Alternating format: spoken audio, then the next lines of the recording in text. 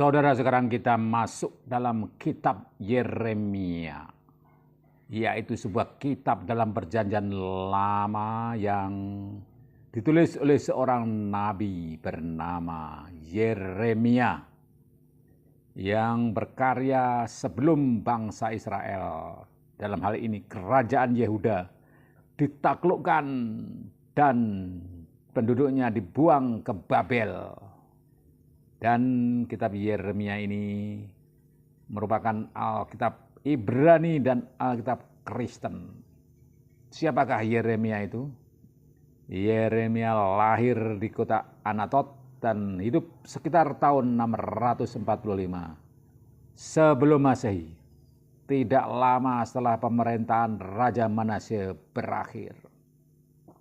Yeremia ini anak seorang imam yang bernama Hilkia dari Anatot. Meski tak ada bukti yang secara langsung mendukung, ia diduga keturunan Abiatar, imam Raja Daud.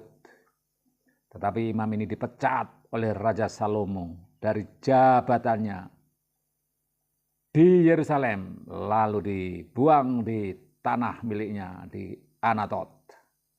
Nah, saudara-saudara, menurut Alkitab, Yeremia dipanggil menjadi nabi pada saat ia masih belia dan belum pintar berbicara, yaitu pada masa pemerintahan Raja Yosia pada tahun 627 sebelum Masehi. Yeremia ini melakukan tugasnya sebagai nabi dalam pemerintahan 5 Raja Yehuda. Jadi dia lahir pada masa raja sebelum 5 raja ini. Jadi dia hidup pada masa 6 Raja Yehuda, tetapi pelayanannya sebagai nabi adalah pada 5 Raja Yehuda, yaitu Raja Yosia, Raja Yoahas, Raja Yoyakim, Raja Yoyakin, dan Sedekia.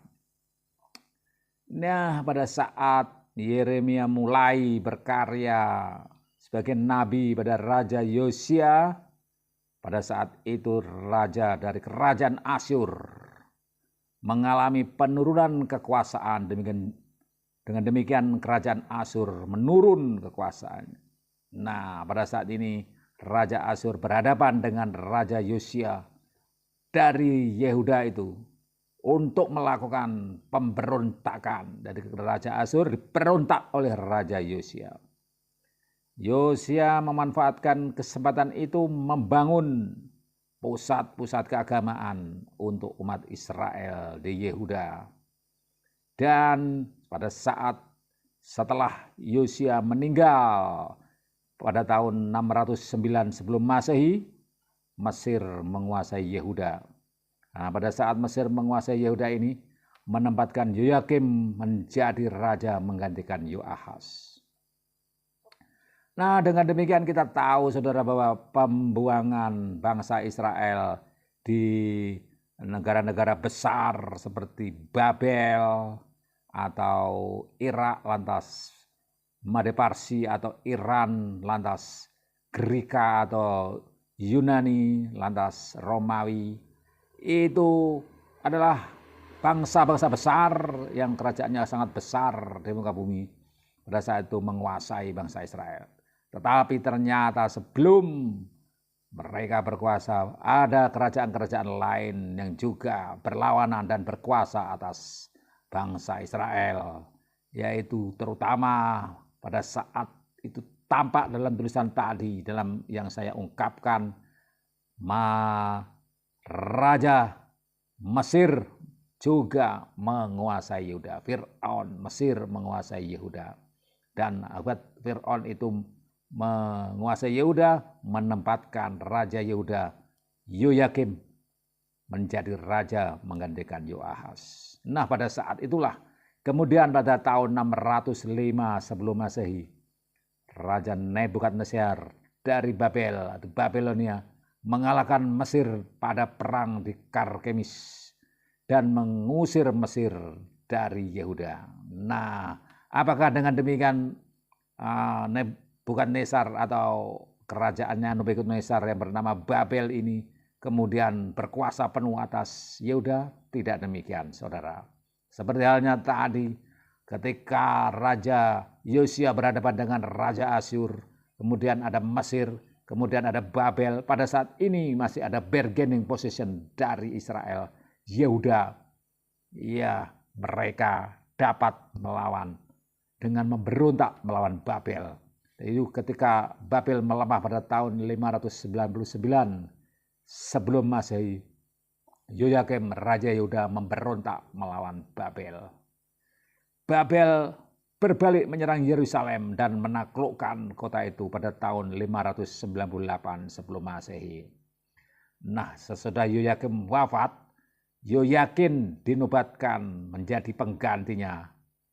Nah, tetapi raja yang muda ini dibuang oleh Nebukadnezar ke Babel dan sebaliknya diangkatlah penggantinya, pengganti Yoyakin yaitu Sedekia.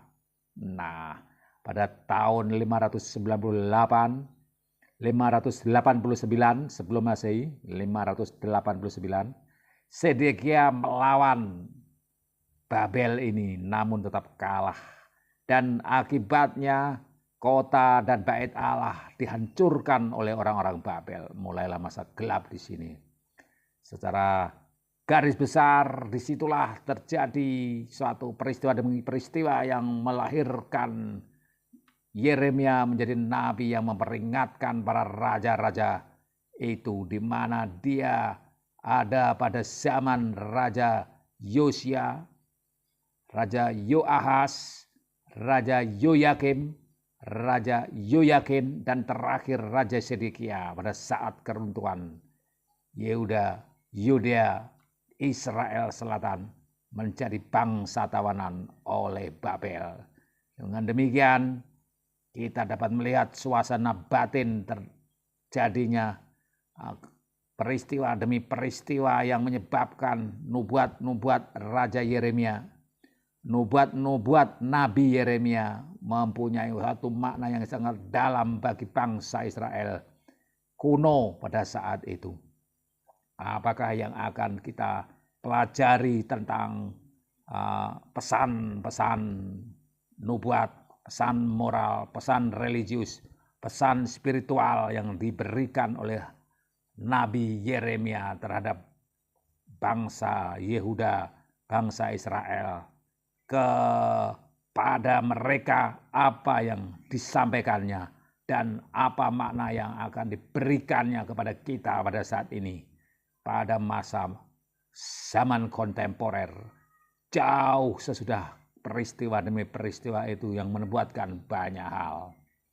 Nah, disinilah saudara-saudara ada suatu hal besar pada masa bakti Yeremia menentang dua kejahatan pada zamannya. Disinilah perannya tampak betul, saudara, yaitu kejahatan itu adalah penyembahan berhala dan ketidakadilan. Nah, penyembahan berhala dan ketidakadilan. Pada saat itu Yeremia menentang nubuat dari para nabi palsu. Banyak sekali nabi palsu yang bermunculan pada zaman raja-raja Israel sebelum keruntuhannya dan dikuasai oleh Babel dan bangsa Israel menjadi bangsa yang terbuang di Babel itu. Nah, ia menentang nubuat para nabi palsu itu. Yeremia juga peka pada isu-isu humanisme atau kemanusiaan, isu-isu humanis yang betul-betul terjadi kesewenang-wenangan dari yang kuat terhadap yang lemah. Yeremia merupakan salah satu nabi yang tidak cuma memberikan nubuat kepada orang-orang Yehuda, tidak hanya memberikan nubuat tentang orang-orang Yehuda, nubuat yang bakal terjadi pada orang-orang Yehuda, tetapi Yeremia juga mengalami apa yang ia sampaikan. Jadi ini semacam suatu nubuat biasanya diberikan terhadap orang lain, tapi pada kisah tentang Yeremia ini, ia sendiri mengalami apa yang ia nubuatkan. Nah, ia mengalami sendiri semua atau apa yang ia sampaikan. Sungguh, bagaimana bisa membayangkan saudara perasaan Anda mengalami hal semacam itu. Hal-hal buruk yang Anda sampaikan ternyata Anda mengalami sendiri. Semoga tidak demikian ya. Nah, kalau hal baik itu sangat menyenangkan. Tapi kalau hal buruk semoga tidak terjadi demikian.